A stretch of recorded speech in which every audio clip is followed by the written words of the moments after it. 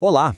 Hoje a gente vai mergulhar numa ideia de um pensador alemão bem controverso, Oswald Spengler, que lá em 1919 lançou um conceito que, olha, soa no mínimo bizarro: o socialismo prussiano. Pois é, quando a gente ouve isso pela primeira vez, parece até piada, né? Socialismo prussiano. Mas a nossa missão aqui é justamente essa: desvendar se isso é só uma provocação de um século atrás, ou se, por incrível que pareça, existe uma lógica bem surpreendente por trás disso tudo. Essa é a pergunta de US$ 1 milhão, não é mesmo? Como é que essas duas coisas poderiam andar juntas? A imagem que a gente tem de cada uma parece que anula completamente a outra. E aqui, olha, já vem a primeira grande pista para a gente entender essa história. Para Spengler, socialismo não tinha a ver com luta de classes ou com um programa de partido. Era, antes de mais nada, um ethos, uma mentalidade, sabe? Um princípio ético de dever, de ordem e da ideia de que o indivíduo existe para servir ao todo. E para ele, tudo começa com um conflito fundamental de visões de mundo. Uma luta quase que arquetípica entre dois espíritos que, segundo ele, moldaram a história do Ocidente. De um lado, a gente tem o espírito prussiano, que pode ser resumido no lema cada um por todos, e do outro, o espírito inglês, cada um por si. E atenção, para o Spengler, isso aqui não era só uma diferença política, era uma divisão de alma, uma coisa quase ancestral que definia absolutamente tudo. Spengler vai buscar a origem do espírito inglês lá nos vikings. Pensa só na mentalidade de um corsário. Individualismo radical, a vida como uma grande caça ao tesouro particular. E a geografia foi decisiva aqui. Por ser uma ilha, a Inglaterra não precisava de um estado super forte para se defender, e isso permitiu que o sucesso privado, a fortuna pessoal, se tornassem os valores mais importantes de todos.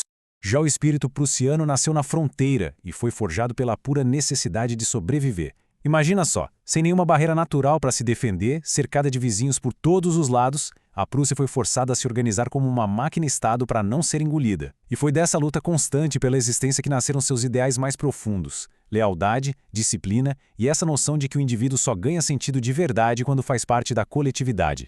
Spengler usava uma imagem muito poderosa para ilustrar essa diferença toda: as roupas. O uniforme prussiano é um símbolo de função. Ele representa o serviço público, o seu papel dentro do todo. Já o terno inglês, para ele, é o uniforme do indivíduo privado, um símbolo do sucesso pessoal e da riqueza que ele conseguiu acumular.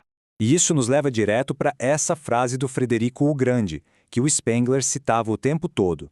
Essa frase é a chave de tudo, é a antítese completa do pensamento liberal. Aqui, o indivíduo é um servo da totalidade e a sua vida só ganha um sentido maior através do serviço ao Estado. Ok, essa oposição entre os dois espíritos até que faz sentido dentro da lógica dele. Mas o pulo do gato mesmo é como ele aplica isso tudo à questão da propriedade, indo muito além das definições que a gente está acostumado.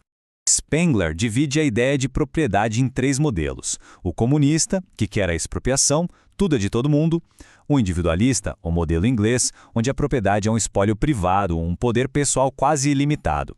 E aí vem o dele, o modelo prussiano, onde a propriedade é um bem que foi confiado a um indivíduo para que ele administre aquilo em nome de toda a coletividade. E ele deixa bem claro o que ele quer dizer com socialização. Não é confiscar, não é tomar à força.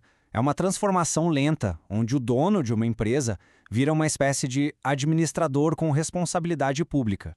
E a propriedade em si vira um tipo de feudo, cujo propósito final é servir ao todo. Então veja bem, a iniciativa privada, a criatividade, a competição, tudo isso continua existindo.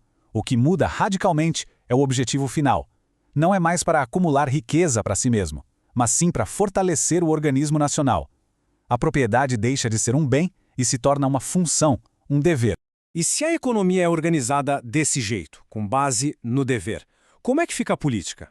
Bom, Spengler desprezava o sistema parlamentar, mas a análise que ele faz da política alemã da época revela umas alianças bem surpreendentes. E aqui vem a primeira reviravolta no argumento dele. Para o Spengler, capitalismo e marxismo são, no fundo, farinha do mesmo saco. Ele diz que ambos nasceram do mesmo espírito, o pensamento do dinheiro. O marxismo não quer superar a ética capitalista, ele só quer dar um novo dono para ela. A discussão, no fim das contas, continua sendo sobre quem controla o cofre.